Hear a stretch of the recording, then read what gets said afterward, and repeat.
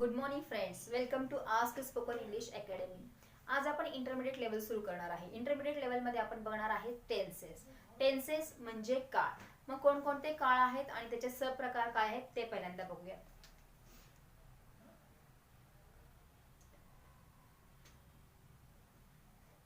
Main 3 types of tense बघूया. First आहे present tense, वर्तमान काळ.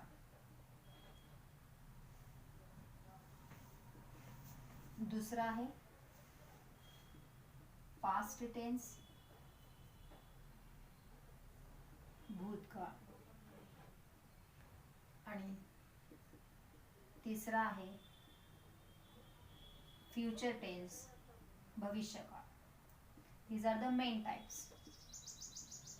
या प्रत्येक काळाचे परत 4 सब टाइप्स आहेत. कोणते ते बघूया. सिंपल टेन्स, साधा काळ. Simple present tense, simple past tense, simple future tense, तिन्हीचे सुद्धा. दुसरा आहे कंटिन्युअस टेन्स, चालू काळ. Present continuous, past continuous, future continuous. तिसरा आहे परफेक्ट टेन्स, पूर्ण काळ. Present perfect, past perfect, future perfect. आणि चौथा आहे परफेक्ट कंटिन्युअस टेन्स,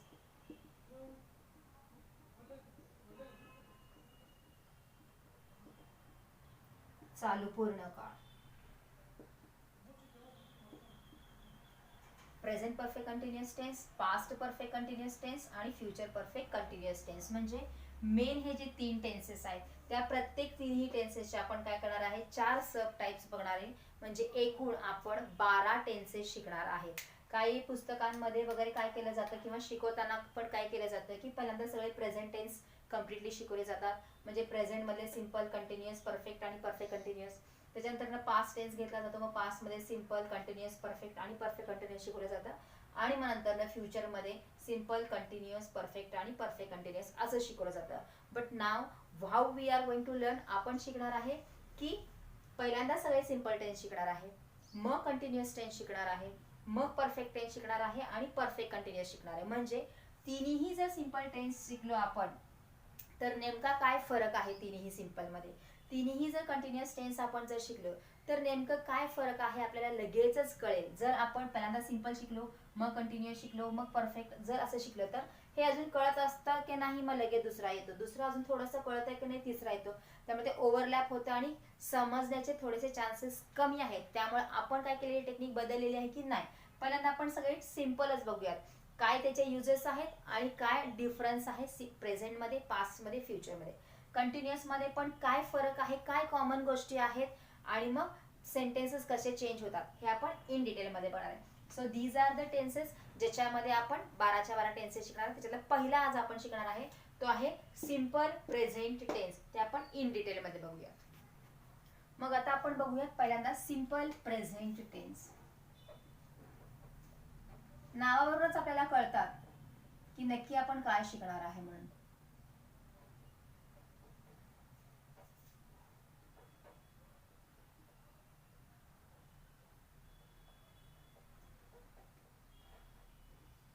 जसं वर्तमान काळ आहे म्हणजे वर्तमानातल्या गोष्टी आणि साध्या आहेत हे सांगायचं आहे.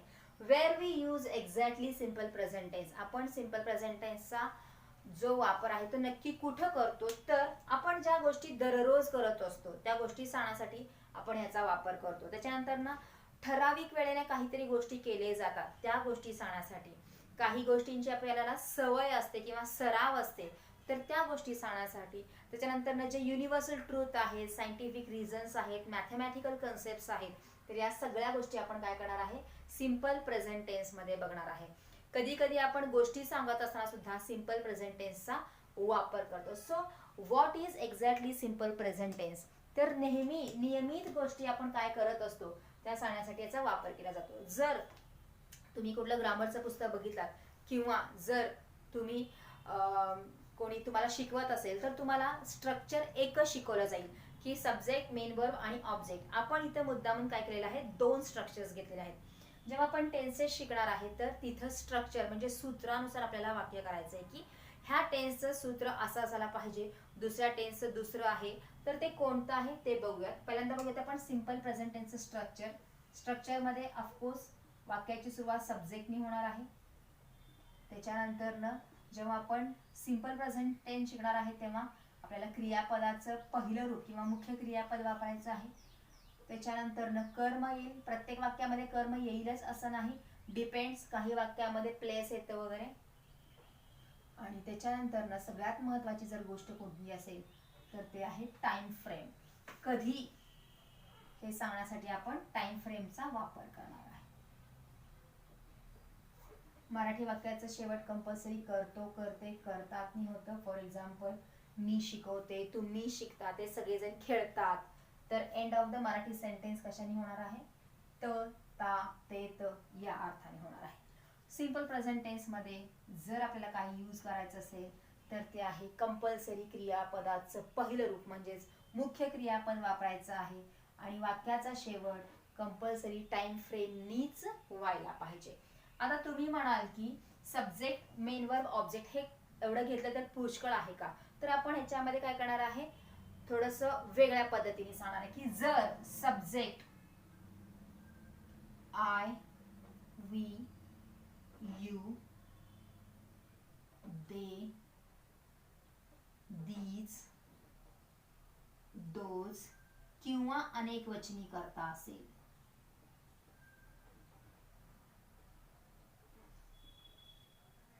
म्हणजे जर आय हा एक सब्जेक्ट सोडला किंवा प्रोनाउन सोडलं तर बाकीचे सगळे काय आहेत, we, you, they, these, those आणि अनेक वचनी आहेत. म्हणजे अनेक वचनी जर करता असेल तर आपण त्याच्यासमोर यूज करणार आहे main verb plus I. First पर्सनचा जो सिंग्युलर आहे आय तो, आणि सगळे जर अनेक वचनी जर करता असेल तर आपण त्या वाक्यामध्ये काय करणार आहे, क्रियापदाचं जसंच्या तसं मेन रूप घेणार आहे. मग उरले कोणते, तर उरलेले आहेत ही, शी, इट, बरोबर आहे. तर एक वचनी जर subject he, she, it, this, that किंवा कोणतंही एक वचनी नाव असेल तर मात्र स्ट्रक्चर मध्ये थोडासा बदल होईल. तो म्हणजे जे आपलं मेन वर्ब आहे त्या मेन वर्बला यस किंवा इयस हे काय होणार आहे, सफिक्स लागणार आहे. आणि परत बाकीचं जे काय आहे मग ते ऑब्जेक्ट असेल किंवा टाइम फ्रेम असेल तो काय होणार आहे, सेम येणार आहे. म्हणजे थर्ड पर्सन सिंग्युलर जे काही सब्जेक्ट आहे, एक वचनी जे करते आहेत ते जर असतील तर मात्र क्रियापदाच्या पहिल्या रूपाला यस किंवा इयस हे प्रत्यय लागणार आहेत. जर करता अनेक वचनी असेल तर क्रियापदाचं पहिलं रूप, जर करता एक वचनी असेल तर क्रियापदाच्या पहिल्या रूपाला यस किंवा इयस प्रत्यय लावायचा आहे. Compulsory whenever you make some sentences of any types of sentences or any sentence, underline कधी पण मेन वर्ब किंवा हेल्पिंग वर्बला करायला विसरू नका.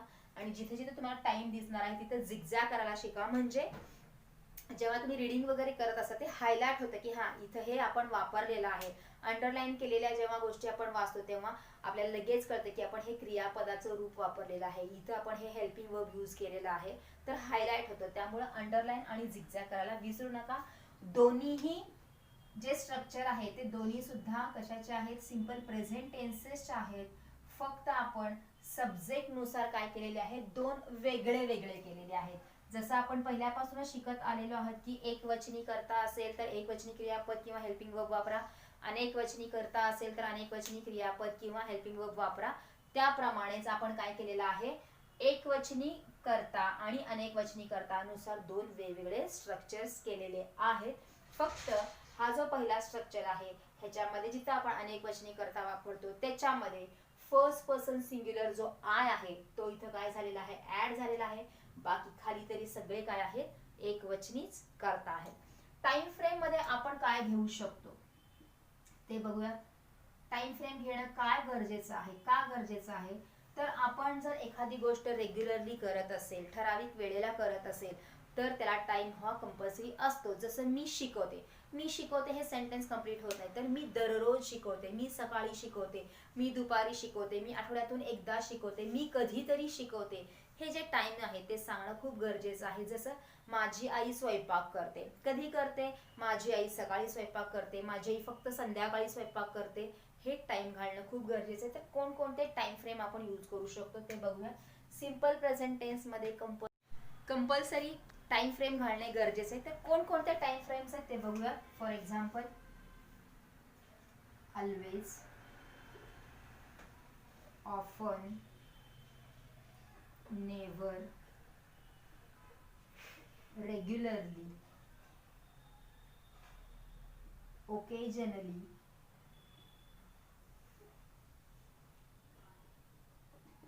Daily, every day, every week, every month, every year use करू शकतो. कोणताही टाइम घालू शकता, जसं ॲट 8 o'clock किंवा at morning, at evening, at night असं घालू शकतो.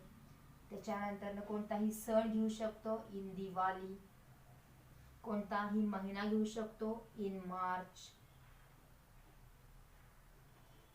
इन समर, कोणताही सीझन घेऊ शकतो. त्याच्यानंतर once a day, once a week, once a month, once a year, म्हणजे काय, दिवसातून एकदा, आठवड्यातून एकदा, महिन्यातून एकदा, वर्षातून एकदा. ह्या वन्सच्या ठिकाणी आपण ट्वाईस घातलं की दोनदा या अर्थाने ह्याचा वापर होतो. तीनदा करायचं असेल तर थ्राईस अ डे वगैरे यूज करू शकतो. आणि ह्याच्या पुढे जर जास्तीच्या वेळ घालायचं असेल तर फक्त काय करायचं आहे, 4 times of a day, 7 times of a week किंवा 100 times ऑफ अ डे असं तुम्ही यूज करू शकता. तर अशा प्रकारचे काही काय करू शकतो आपण, वर्ड्स ह्याच्यामध्ये यूज करू शकतो. नॉर्मली, युजली, हे सगळे काय आहेत, टाइम फ्रेम्स आहेत. आणि हे कंपल्सरी कुठे यायला पाहिजे, वाक्याच्या शेवटी. काही सेंटेन्सेस बघूयात आपण.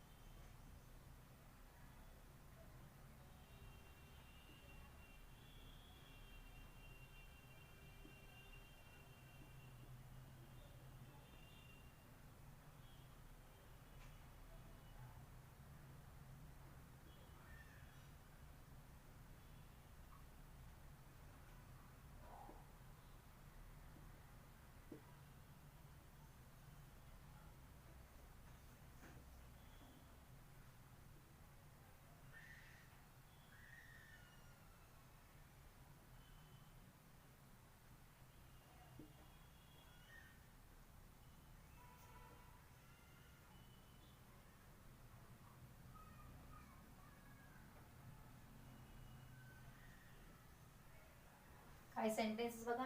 आय टीच इंग्लिश डेली, याच्यामध्ये टीच हे क्रियापदाचं पहिलं रूप वापरले, कारण तो पहिल्या स्ट्रक्चर मध्ये आहे आणि पहिल्या स्ट्रक्चर मध्ये आय आहे आणि फर्स्ट फॉर्म ऑफ वर्ब वापरा म्हणलेला आहे. So I teach English daily.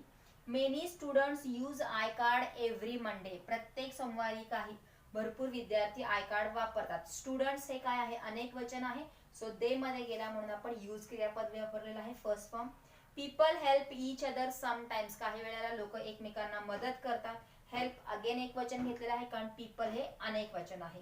तर खालचे सेंटेन्सेस बघा. आरती मॅम, जसं हे वाक्य माझंच आहे, हेही वाक्य माझंच आहे, पण इथं मी प्रोनाउन वापरलेला आहे आय, म्हणून टीच आलेला आहे. आणि इथं मी प्रॉपर नाउन वापरलेला आहे म्हणून इथं टीचेस झालेला आहे. कारण आरती मॅडम हे काय झालेलं आहे, या स्ट्रक्चर मध्ये बसते कारण शी ह्या प्रोनाउनच्या under. So Aarti ma'am teaches English daily. Rohan reads newspaper at morning. रीडचं झालं रीड्स कारण रोहन एक वचन आहे. आणि डॉग बार्क्स ॲट नाईट, कुत्रा रात्री भुंकतो कारण कुत्रा एकटाच आहे त्यामुळे बार्कचं झालं बार्क्स. तसे आपण भरपूर सारे सेंटेन्सेस करणार आहे. अजून थोडेसे सेंटेन्सेस बघूयात. हे सगळं तुम्हाला सारखं सारखं रीड करायचं आहे आणि ह्याच्यानंतर ना अजून थोडेसे आपण सेंटेन्सेस बघूयात. Now see some sentences. पहिल्यांदाच लिहिलेले आहेत. जय वर्क्स इन कंपनी 10 to 6. जय 10 ते 6 कंपनीमध्ये काम करतो. वर्कला झालेला आहे वर्क्स कारण जय आहे. All student submit their notebooks on weekend. वीकेंडला सगळे विद्यार्थी त्यांचे नोटबुक सबमिट करतात. एक वचन अनेक वचन असल्यामुळे सबमिट यूज केलेला आहे.